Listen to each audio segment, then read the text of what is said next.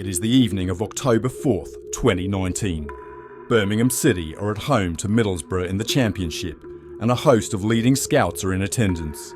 That is not unusual at St Andrews at that time. They have all been there, all the big clubs, every one, and for one reason.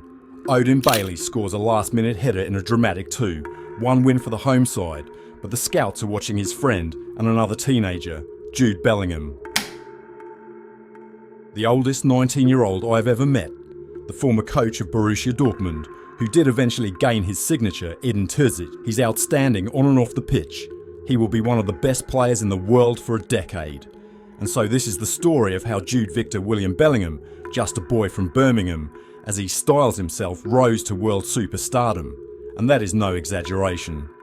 It was Pep Clote who gave Bellingham his debut at Birmingham City. The Spaniard may have lasted little over a year as head coach, but he undoubtedly played his part, and he recalls a crucial meeting he had with the first team squad about bringing a child into the team. Maybe in the beginning, some players thought it was a bit rushed, Clote concedes. I remember a couple of meetings with senior lads to tell them, listen, help us on this one because you are part of it, and you can teach him how to be a good professional. It's going to be good for us all. Now they feel that pride if we did something together. Maybe it even feels more than winning something because we managed to see the breakthrough of a really good player. Everyone put a grain of salt on it.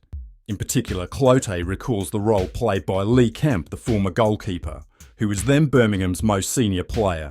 Lee understood from the beginning, he says.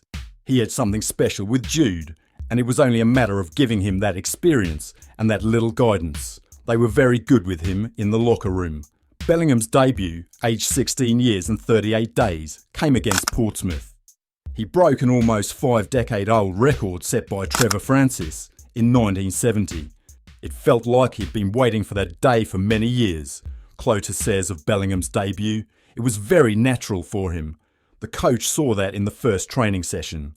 We were doing a small-sided game, and he was trying things that we don't see normally in the Championship, things you see in the Premier League, he says.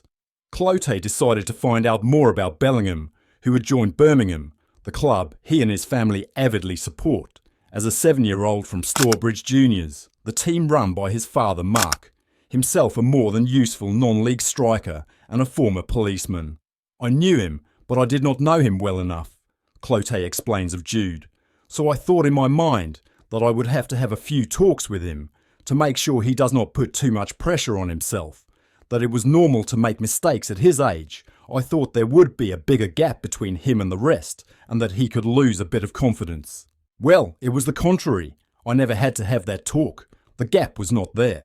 Even when something was not working for him, he was very critical and knew exactly why, and sorted it for next time. He was never a player who lived off his emotions. He never lost confidence. Clote is honest enough to admit that by as early as the January transfer window, and with speculation growing over Bellingham's future, and with every club circling, he did not know whether he could manage such an extraordinary talent. I was a little bit worried, as there were a lot of rumours, he says.